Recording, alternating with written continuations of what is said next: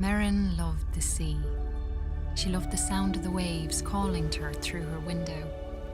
She dreamt every night of the mysteries that lay beneath. Her father was a fisherman. Each day he went out to sea, and each night Merrin waited at the rocky cliff edge, holding up a candle to guide him safely home. The two of them were poor. Their roof was leaky, and they sometimes went hungry. But as long as they had each other, Merrin knew they would be okay. At night, her father sang her songs about his great adventures. He sang of giant leviathan serpents, haunted caves, and a lost city of gold beneath the sea. Merrin knew the stories weren't real, but she loved to listen to them. She drifted off to sleep, imagining the wonders of the world below. And her life continued that way, simply and happily, until one night, her father didn't return. Merrin held up her candle at the cliff's edge all through the night, staring out at the empty sea. She shivered in the cold wind as she watched for him all the next day. Her eyes welled with tears as night fell again and there was still no sign of her father. At last, she collapsed into sleep. In her dreams, she saw him, trapped deep beneath the sea, calling to her for help. She awoke with a jolt. A desperate and dangerous plan was already forming in her head. She took scraps of metal and wood her father had caught in his nets and pieced them together.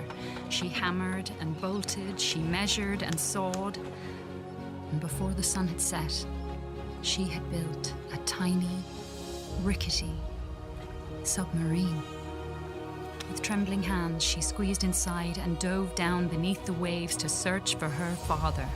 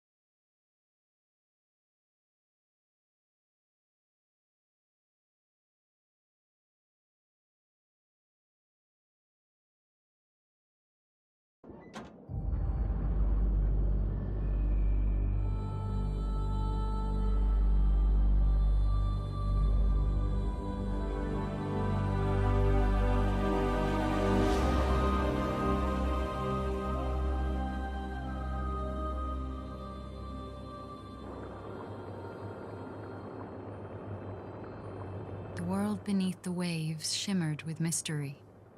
Glow-kelp bulbs lit up around her as she passed by.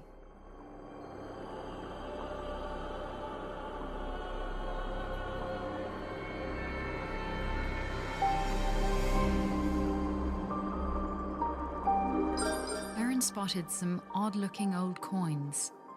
Maybe her father would know where they were from.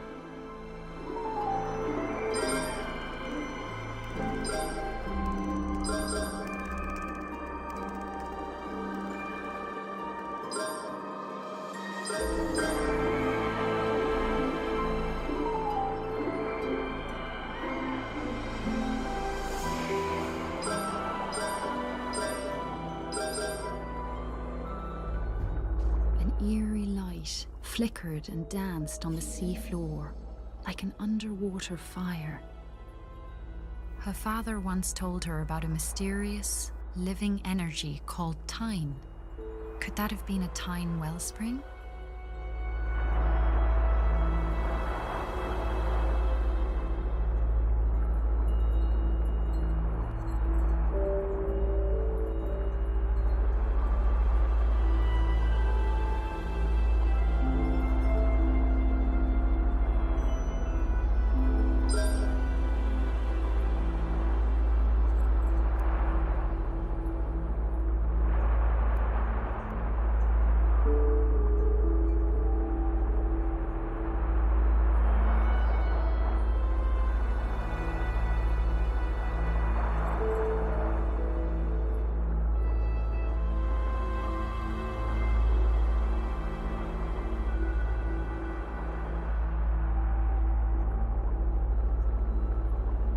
A seahorse, made of clockwork gears, darted out of the way as Merrin approached.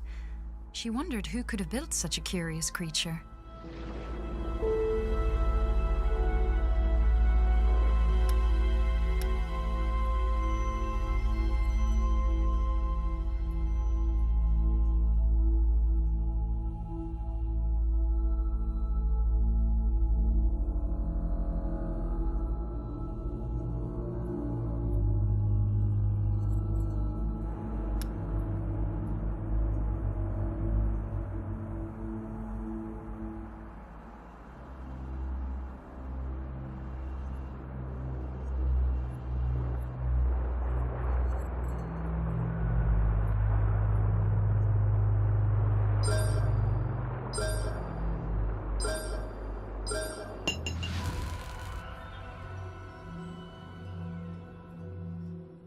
Merrin approached a glowing scrap of metal and pulled it inside.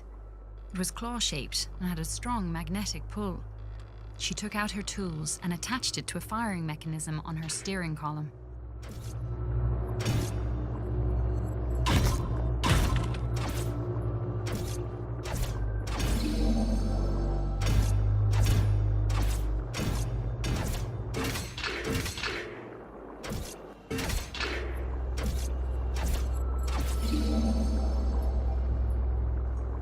Merrin spotted shock nettles ahead of her. She had to be cautious, as the hostile creatures would attack her on sight.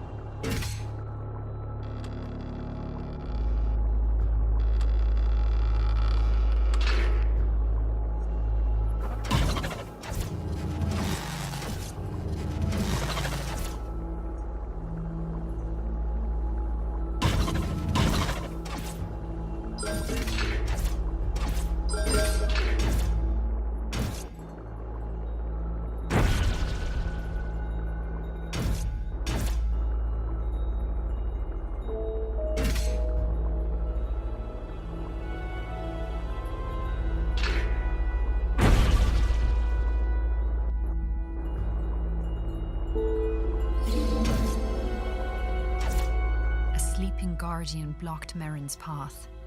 She knew it all too well from her father's stories, and she knew it must never be woken.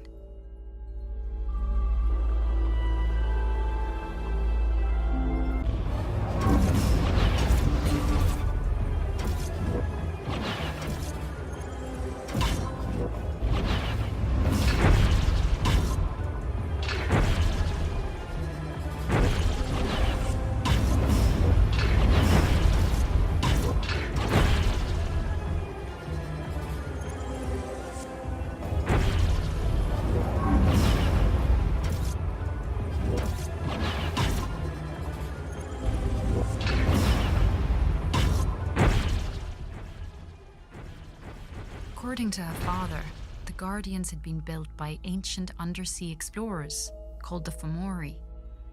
Merrin always thought the Fomori were a myth. Now she wondered if her father's other stories might be true.